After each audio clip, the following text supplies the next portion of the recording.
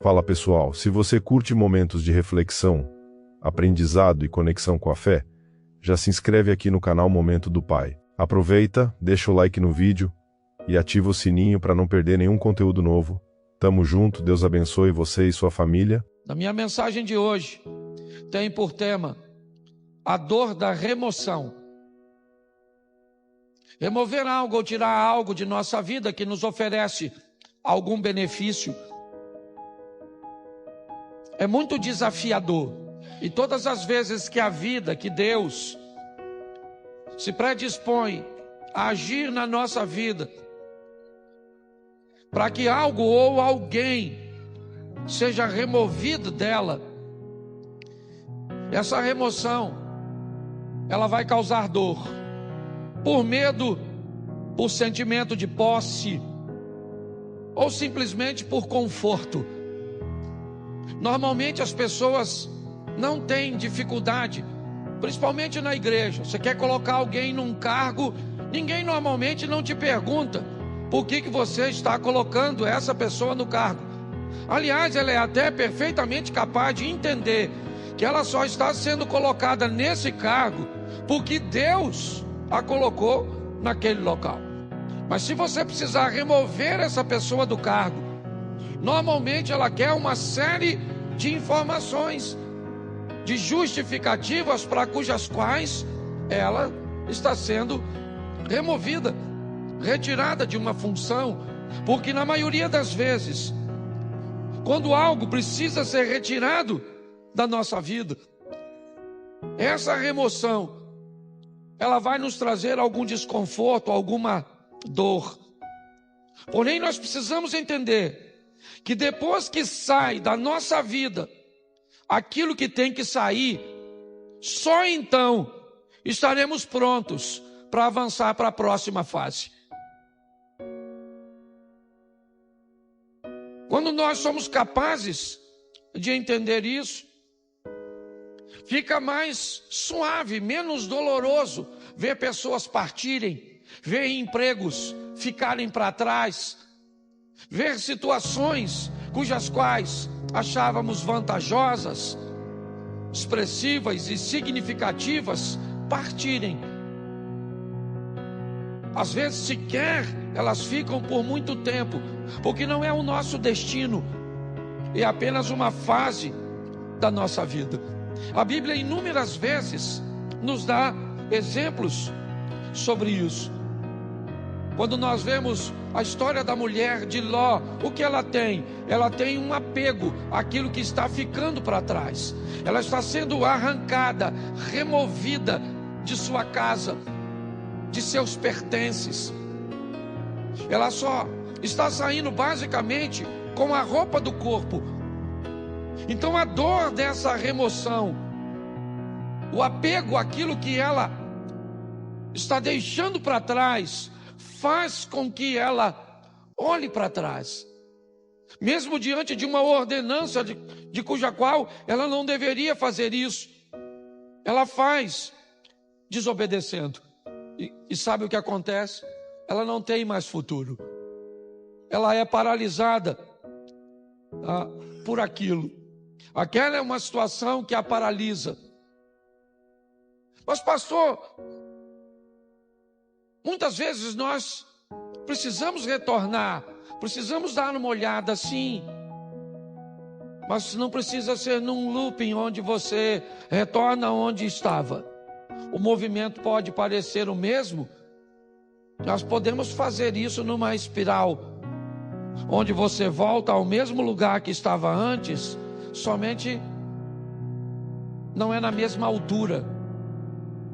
Volta, mas você sabe, quando um avião pequeno, ele precisa decolar num ambiente montanhoso, você sabe o motivo pelo qual o avião do grupo Mamonas Assassinas colidiu com a Serra da Cantareira?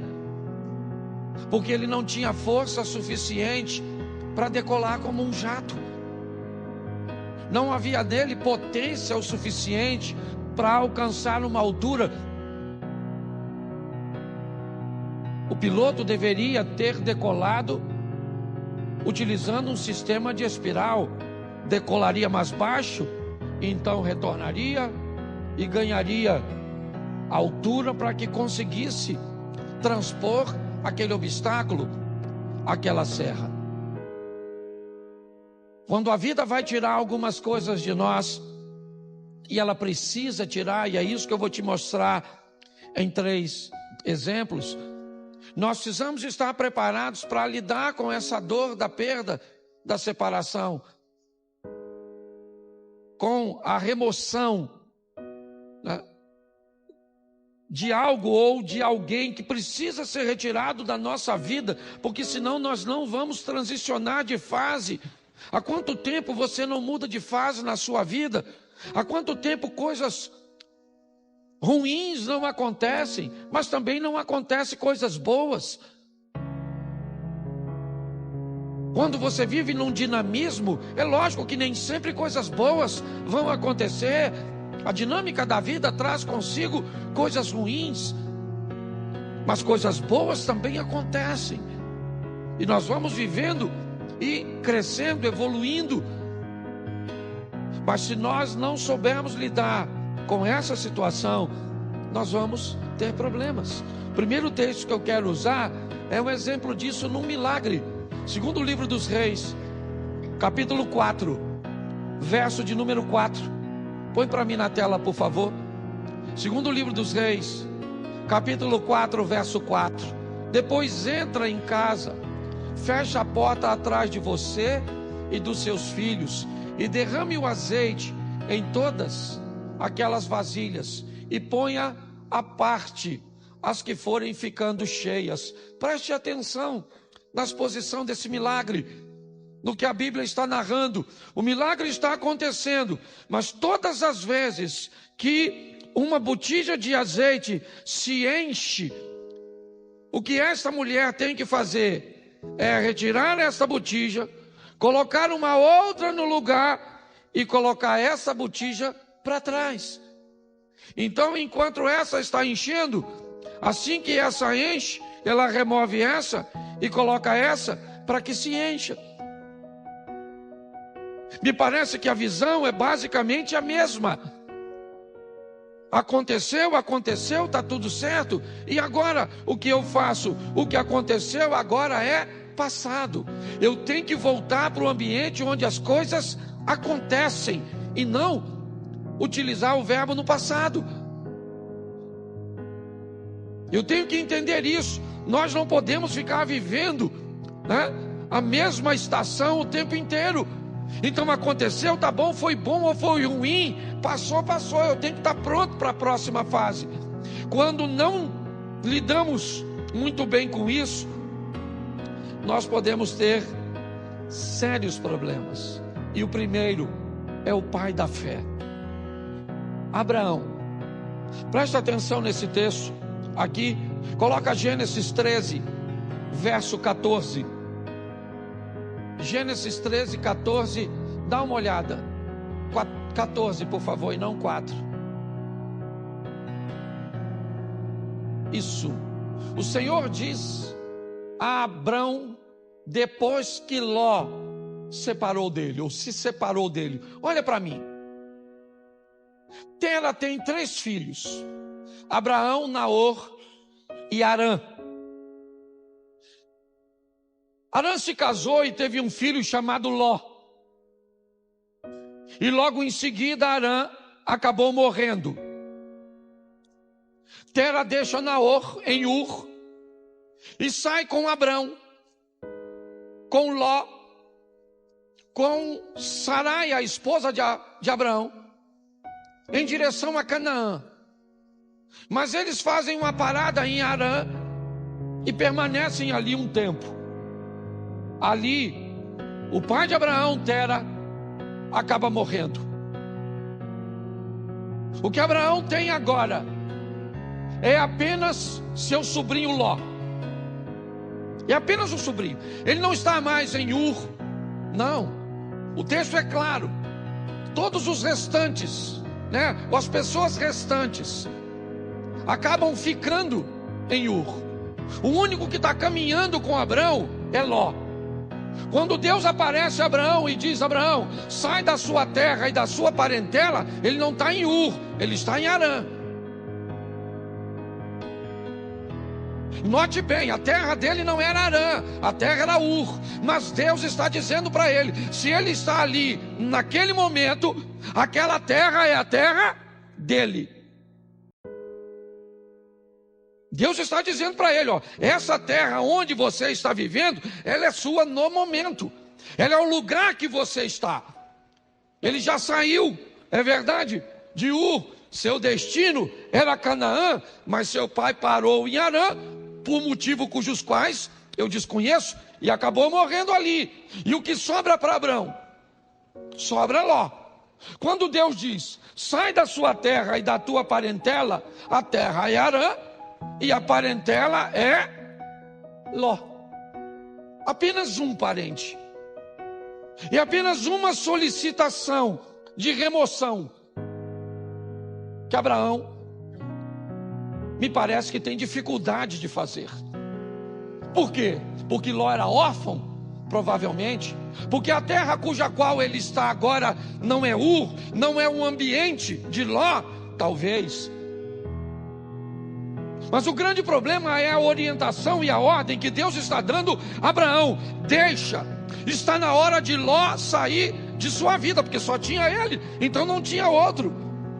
Note que é apenas uma coisa, e apenas uma pessoa, mas olha o estrago, o atraso, o prejuízo que desobedecer uma orientação do Altíssimo pode trazer para a trajetória de uma vida.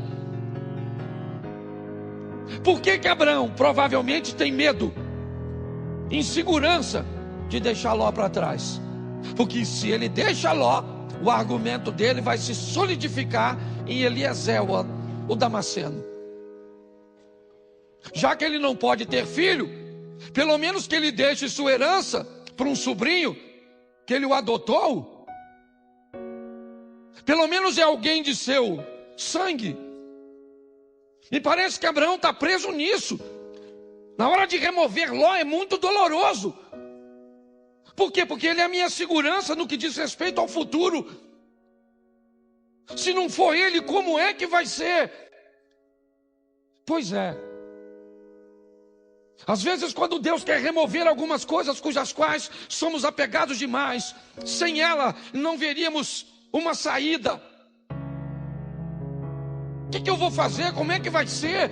É a única coisa que eu tenho, é a única corda que eu tenho para me segurar. E Abraão leva Ló com ele. Ele não consegue se apartar de Ló. E eu confesso a vocês que fora a sensação de ver seu sobrinho enriquecer, Ló não traz mais nenhuma alegria para a vida e ministério de Abraão. Nenhuma. Se você for olhar a história, é só problema, é só dificuldade, é só adversidade. Até que chega um momento que Deus diz: Abraão, não tem mais como. E aí entra o verso, coloca o verso 13, por favor, desse texto. Ora, os homens de Sodoma eram maus e grandes pecadores contra o verso 14. Disse o Senhor a Abraão, depois que Ló se separou: ergue os olhos e olha desde onde estás para o norte e para o sul, para o oriente e para o... Vamos lá. Porque toda essa terra que vês, eu te darei a ti e a tua para... Preste atenção, isso só acontece depois que Ló vai embora. Olha só, Abraão era rico, sim ou não? Sim. Foi a riqueza e a prosperidade que fez com que os poucos recursos da terra não fossem suficientes para sustentar os 2 rebanhos. Há uma briga, um litígio entre os pastores de Ló. Então Abraão diz a Ló: escolhe para onde você vai, escolhe. Decida para onde você quer ir. Note que Abraão não está preocupado com a direção, ele está preocupado com a companhia. Enquanto Ló caminha para Sodoma e Gomorra, lembra o verso 13? O que tinha lá? Homens que viviam em grandes pecados. Abraão não. O caminho de Abraão era outro. A rota de Abraão era outra. Abraão estava disposto a andar com Deus. Era isso. Quando olhamos essa história, o que descobrimos? Que o pai da fé estava apegado e tinha dificuldade de se libertar de coisas, e aqui, de laços familiares. Entenda o que eu vou falar agora. O corte do cordão umbilical, o rompimento da sua vida para com a sua família, para viver a sua própria história, precisa acontecer. É importante que você entenda isso. Existe uma nova fase para você, e você precisa estar pronto a retirar ou a permitir que isso aconteça. Se dependesse de Abraão, ele não tiraria. Mas a prosperidade dos dois foram tanta que a terra está dizendo para eles: vocês não têm como viver juntos. Então ele disse: então você vai embora. E o texto diz que assim que Ló sai da vida de Abraão, Deus disse: agora levanta os teus olhos e olha. Agora dá uma olhada. Agora não há limite. Finalmente eu posso fazer na sua vida tudo aquilo que eu sempre quis fazer. Só não conseguia fazer antes porque você ainda estava aprisionado. É importante, eu não sei qual é a prisão ou aquilo que precisa ser removido da sua vida. Eu sei que tem coisas, e principalmente quando o assunto são questões familiares, principalmente, é romper com uma mãe para dar um outro nível para o casamento. É romper com um filho para dar um outro nível para o casamento. Pare e pense. Muitas vezes nós precisamos, não é abandonar, não. Você vai ver o que Abraão ainda vai fazer mais à frente. Mas é importante que nós entendamos isso. Que depois que Ló sai da vida de Abraão, as coisas tomam um rumo totalmente diferente. Então, por mais doloroso que seja, esteja pronto para viver essa remoção. Deixa eu usar a segunda, que eu não posso deter muito tempo. Jonas 1,15. Jonas capítulo 1, verso de número 15. Levantaram Jonas e o lançaram ao mar, e cessou o mar da sua fúria. Preste atenção. Um barco está para afundar, e Jonas está nele. Qual é o problema da tempestade? É Jonas. Qual é o motivo de tudo aquilo que está acontecendo? É Jonas. Por que Jonas está ali? Porque o capitão do navio está ganhando dinheiro com Jonas. Jonas está ali porque comprou uma passagem. Jonas está ali porque tinha uma grana para comprar uma passagem para entrar nesse barco. Mas ele é um desobediente, tá certo? Mas ele está trazendo dinheiro. Mas eu não sei quem ele é. Tudo bem, não quero saber. Ele está trazendo uma grana, ele está trazendo uma lucratividade. E pautado nessa lucratividade, eu não sou capaz de selecionar quem entra na minha vida. Deixa eu fazer uma pergunta para você. Quanto custa para entrar na sua casa? Quanto custa para entrar na sua família? Quanto custa? Qual é o preço de um ingresso da sua intimidade? Pare e pense. Por causa da entrada de Jonas, o capitão do navio, que não é profeta, Ele não desobedeceu a Deus. Não. Ele cometeu algum pecado quando vendeu o ingresso do barco dele para o Jonas? Sim ou não? Claro que não. Mas não interessa. Tem alguém dentro da vida dele, tem alguém dentro do barco dele que está trazendo aquela tempestade. É só uma questão de tempo até ele afundar. Você sabe o que ele faz, o capitão do navio? Ele pega toda a carga e joga fora. Ele precisava perder a carga? Não, o problema era a carga. O problema era Jonas. Mas ele perde a carga. Porque pessoas perdem aquilo que não precisava perder quando não querem tirar o que precisa ser retirado. Você não quer tirar esse comportamento? Então tá bom. Perde o casamento, perde a intimidade, perde a paz. Mas sabe por que Jonas saiu do barco? Porque o capitão procurou. O capitão está procurando, me parece alguma coisa para jogar fora.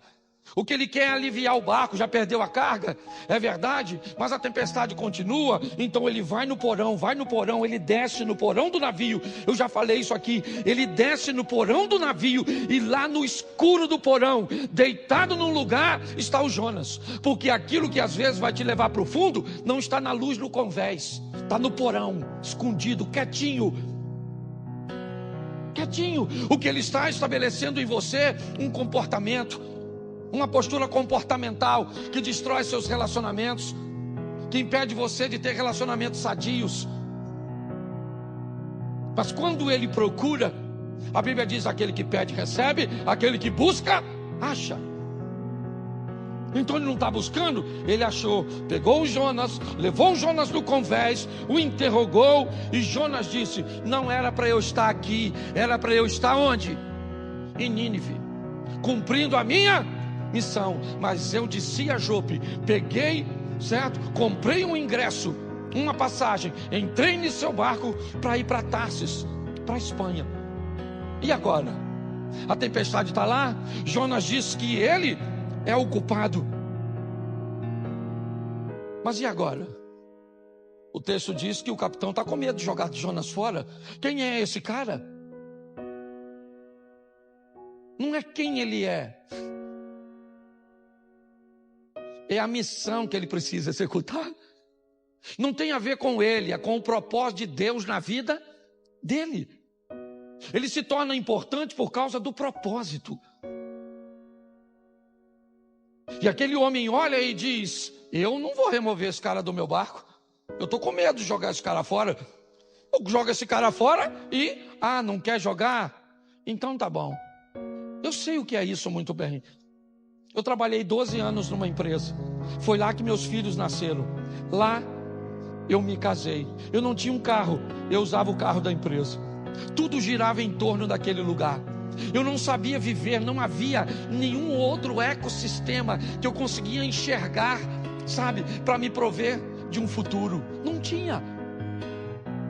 Não havia possibilidade, eu não conseguia enxergar. Eu sei hoje que existia, tanto existia que eu estou onde eu estou, mas na época eu não via. Eu estava totalmente apegado, e Deus usando todas as estratégias para me remover. Ele me tirou com mão forte de um lugar que eu não queria sair. Eu não estava vivendo em pecado, não. Eu só não estava onde Deus queria que eu estivesse. Mas aqui eu não quero falar de Jonas, eu quero falar do capitão. É ele é o foco da minha mensagem, porque é o barco dele que vai afundar. Por quê? Porque tem alguém que não deveria estar na vida dele, na casa dele, na empresa dele, nos negócios dele, no ministério dele. E agora ele tem que jogar Jonas fora. Sabe o que ele tem? Medo. Medo de jogar. Só que ele não vê outra situação. Ele tem que jogar Jonas fora. Verso 15. E levantaram a Jonas e o lançaram ao... E cessou A sua? Aí ele foi lá, mergulhou no mar, pegou a carga toda, trouxe de volta para o navio e seguiu direitinho, sim ou não? Não. Precisava ter perdido a carga se tivesse jogado Jonas? Sim ou não? Mas perdeu a carga porque não achou o Jonas. Então fala para quem está do seu lado: acha o Jonas.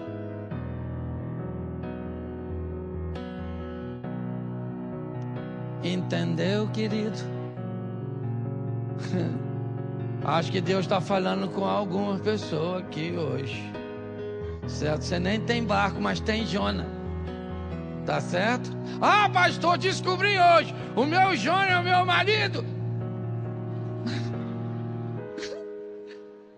Se Jonas é o seu marido,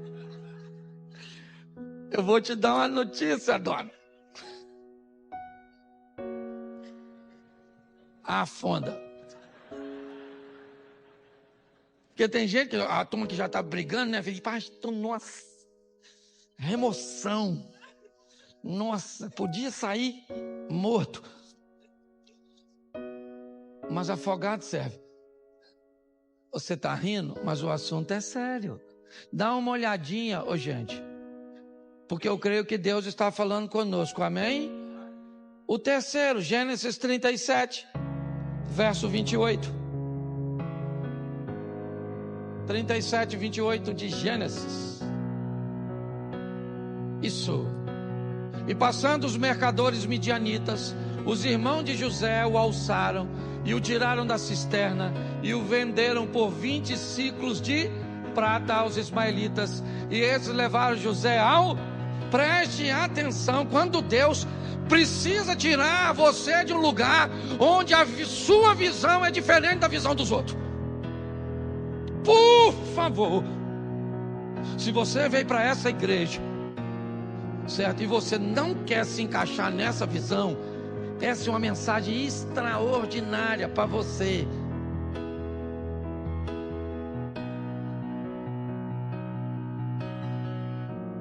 O José é um cara que ele vê o mundo, as coisas, ele aspira. Seu comportamento é diferente de seus irmãos. Não cabe. Eu não estou dizendo que Rubem, Simeão, Levi, Isacar, Zebulun, Gad, Azer, Naftali, certo? Eu não estou dizendo que eles estão errados. Eu estou dizendo que há uma visão diferente. E Deus então vai remover José. Sabe o que ele é? Irmão dos caras. Sabe, ele vai ser vendido como? Como? Repita comigo, é melhor ser um escravo na mão de estranhos do que irmão de uma família de invejosos. O dono do escravo, ele quer o quê? O que ele quer com o escravo? Ele quer o quê? Lucrar, sim ou não? Então, pro dono do escravo, quanto mais ele lucrar, melhor. O que o escravo vai fazer lá na frente? Se o escravo amanhã se tornou governador do Egito, o cara não quer saber. O que ele quer saber é o quanto ele ganhou quando vendeu o escravo. Mas um ambiente de invejoso, ele está preocupado com o que você pode se tornar no futuro. É isso que vai incomodá-lo.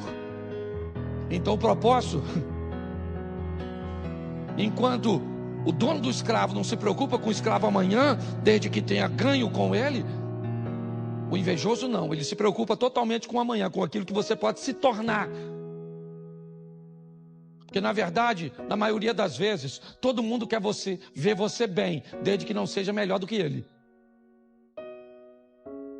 Na maioria das vezes é assim que funciona. José precisa ser removido daquele lugar. Não cabe ali. Mas pastor, fique tranquilo. Essa é uma questão de família, e uma família bem organizadinha. Não esqueça que esse cara, ele é bisneto de Abraão, sim ou não? Isso. Ele é filho de Jacó, que é filho de Isaac, que é filho de Abraão. Essa é uma história sensacional no que diz respeito à família. Por quê? Porque José é vendido pelos irmãos aos ismaelitas e vai para o Egito, como nós lemos o texto. No Egito, então, ele se torna governador e depois de anos, seus irmãos vêm morar numa terra que ele conquistou para seus irmãos. Olha só, nessa história, os irmãos de José cabem na vida de José naquele momento que ele está lá? Sim ou não? Não. Mas quando ele migra para o Egito e se torna governador, quem é que vem morar com ele? Os irmãos. Tem gente que não cabe na sua vida hoje, mas vai caber. Tem ambientes que hoje precisa ser retirado de você. Talvez porque você não tem habilidade para lidar com ele. Mas todas as vezes que Deus quer remover isso, ou quer remover algo, alguém da nossa vida, se esse ambiente, se essa pessoa nos traz alguma vantagem, nós vamos ter sérios problemas. Isso aconteceu com Abraão, como eu citei aqui para vocês. Isso aconteceu com aquele homem que teve seu navio ameaçado porque alguém não devia estar lá. E mesmo na hora de remover foi desafiador. E para José também foi difícil ver seus irmãos ficarem para trás e ele ser vendido. Hoje, o que eu entendo aqui para todos nós é que algumas coisas precisam ser retiradas, removidas.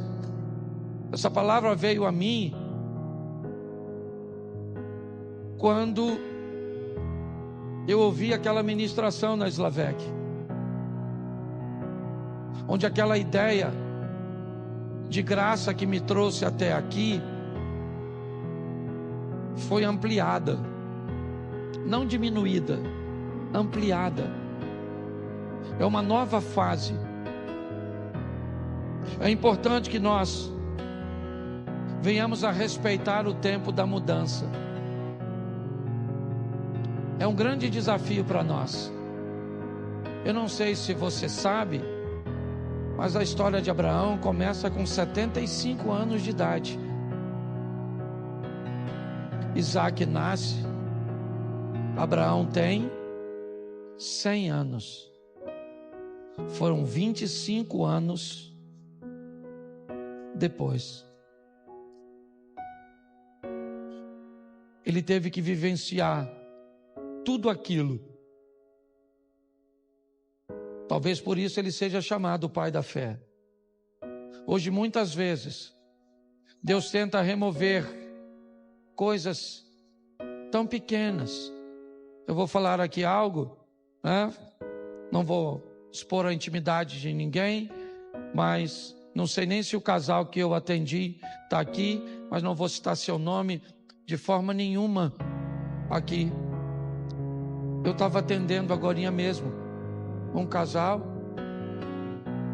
que corre o risco de se divorciar porque a mulher tem dificuldade de remover o celular,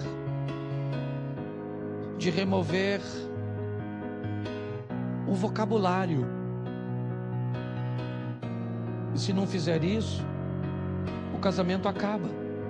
Mas ela tem dificuldade de remover, porque todas as vezes que algo precisa ser retirado, nós temos muita dificuldade.